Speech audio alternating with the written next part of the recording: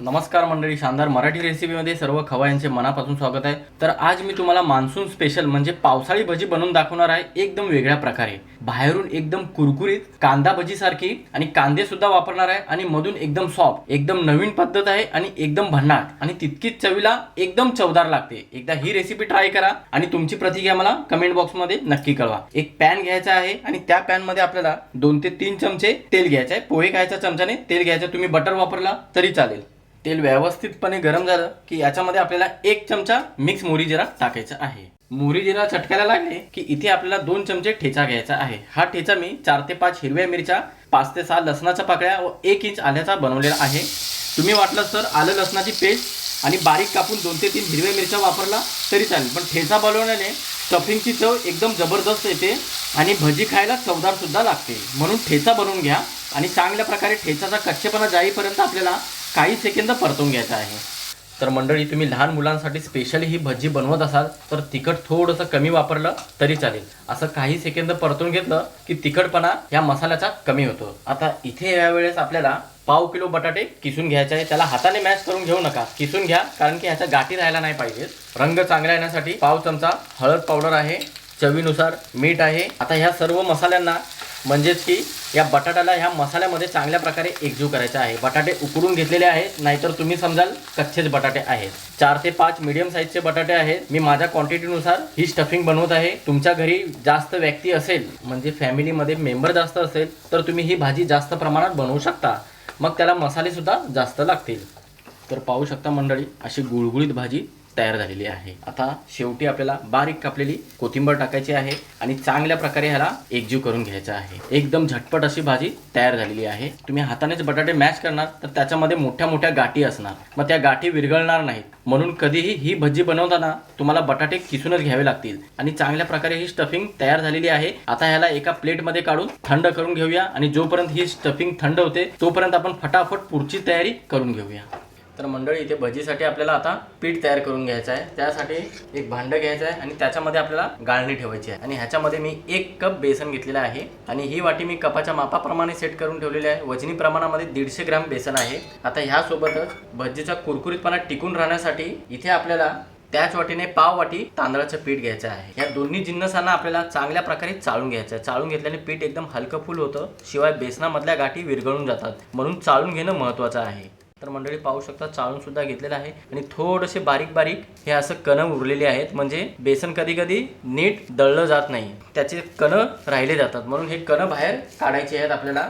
आता काय करायचं, इथे आपल्याला कांद्याचा वापर करायचा आहे। जितक्या प्रमाणामध्ये मी बटाटे घेतले होते, पाव किलो बटाट्यासाठी पाव किलो कांदे घ्यायचे आहेत आणि कांद्याला असं हुबं कापून घ्यायचं आहे। स्लाइसमध्ये एकदम बारीक कापून घ्यायचं आहे आणि एकदम पातळ कापून घ्यायचं आहे। त्याला एकदम बारीक बारीक चिरून घेऊ नका, तसं करू नका, तसं केल्याने भजीचा फ्लेवर पूर्णपणे बिघडून जाईल, म्हणून असं हुबच कापून घ्यायचं आहे। आता भजीचा फ्लेवर वाढण्यासाठी इथे काही मसाले वापरायचे आहेत। सर्वप्रथम इथे मी रंग चांगला येण्यासाठी पाव चमचा हळद टाकत आहे। फ्लेवर चांगला येण्यासाठी पाव चमचा हिंग वापरत आहे, शिवाय पोट सुद्धा बाधत नाही। तिखटपणासाठी 1 चमचा लाल तिखट। तुम्ही मुलांसाठी ही रेसिपी बनवत असाल तर तिखटचं प्रमाण थोडंसं कमी वापरलं तरी चालेल, किंवा हे लाल तिखट नाही वापरलं तरी काही हरकत नाही। समोसासारखा फ्लेवर येण्यासाठी इथे आपल्याला 1 चमचा ओवा वापरायचा आहे। असा हाताने क्रश करून वापरा, म्हणजे भजीमध्ये सर्वत्र ह्या ओव्याचा फ्लेवर यायला पाहिजे। चवीनुसार मीठ टाकायचं आहे आणि ह्या सर्व जिन्नसांना अगोदर आपल्याला हाताने एकजीव करायचा आहे। कांदा कापण्या अगोदर त्याला स्वच्छ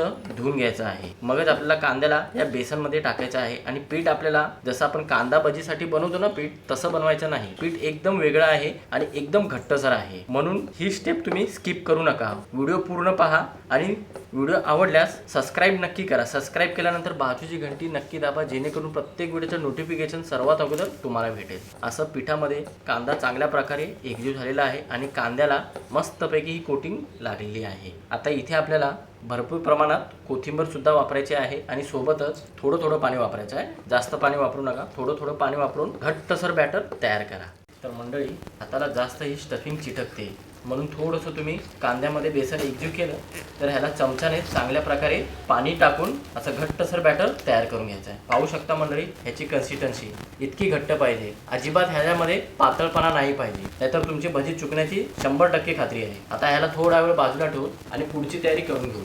जितका खमंग नाश्ता आहे तितकी खमंग आपण ह्या नाश्त्यासाठी चटणी बनवून घेऊया. छोटंसं मिक्सरचं भांडं घ्यायचं आहे आणि त्याच्यामध्ये आपल्याला भरपूर प्रमाणामध्ये कोथिंबीर घ्यायची आहे आणि सोबतच 3 ते 4 लसणाच्या पाकळ्या व 2 ते 3 लहान तुकडे आलं घ्यायचं आहे. तिखटपणासाठी इथे आपल्याला 2 ते 3 हिरव्या मिरच्या घ्यायच्या आहे किंवा तिखट तुम्ही तुमच्या आवडीनुसार कमी जास्त करू शकता.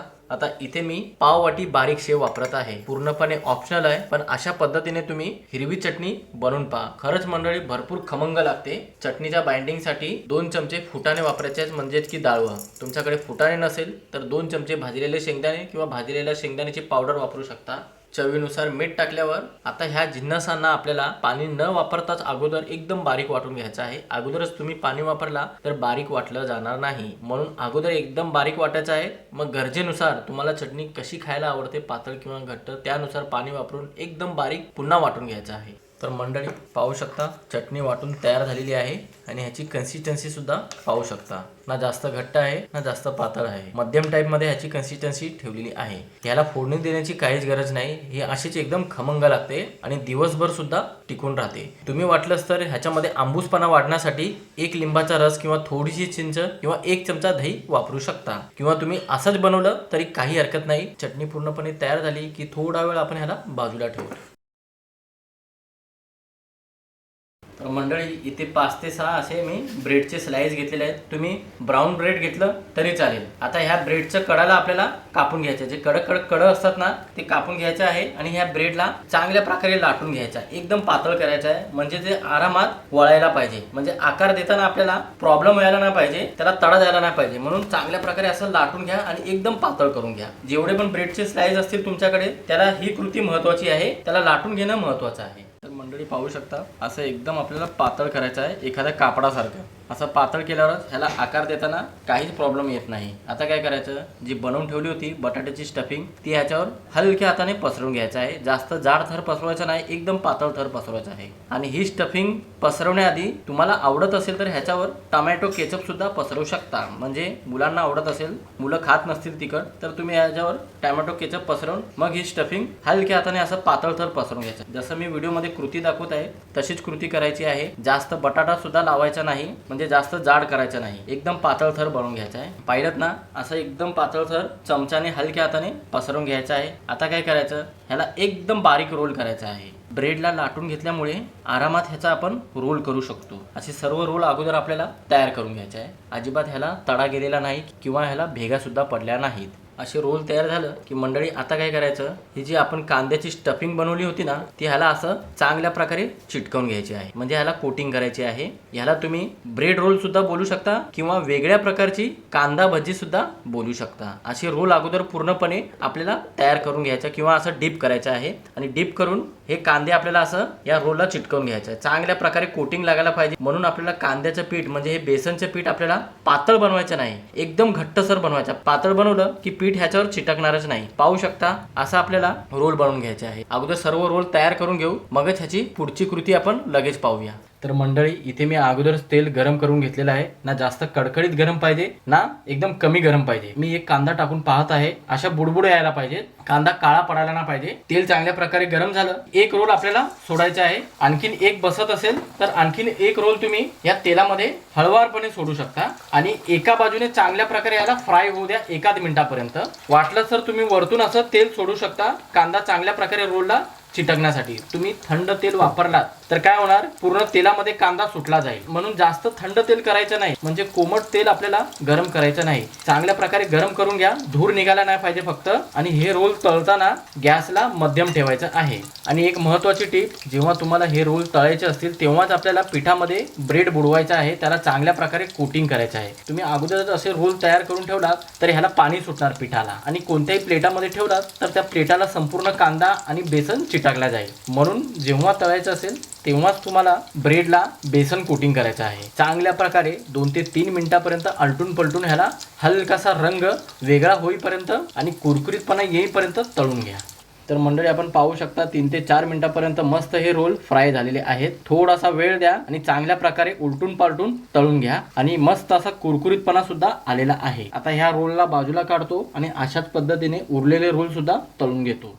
तर मंडळी आपण पाहू शकता, जितकं मी तुम्हाला ब्रेड, कांदा आणि बटाट्याचं प्रमाण दाखवलेलं आहे त्या प्रमाणामध्ये तुम्ही ही कांदा भजी बनवाल, म्हणजे ब्रेड रोल कांदा भजी बनवाल तर जवळपास 10 ते 11 असे कांदा भजी तयार होणार। आता तुम्ही ह्याला असंच खाल्लं तरी काही हरकत नाही, पण कधी कधी काय होतं, लहान मुलांना लहानशा तोंडामध्ये हा घास भरला जात नाही, तर काय करायचं, आपल्याला ह्याचे रोल करायचे आहेत आणि ह्याचा कुरकुरीतपणा सुद्धा एकदम जबरदस्त आलेला आहे।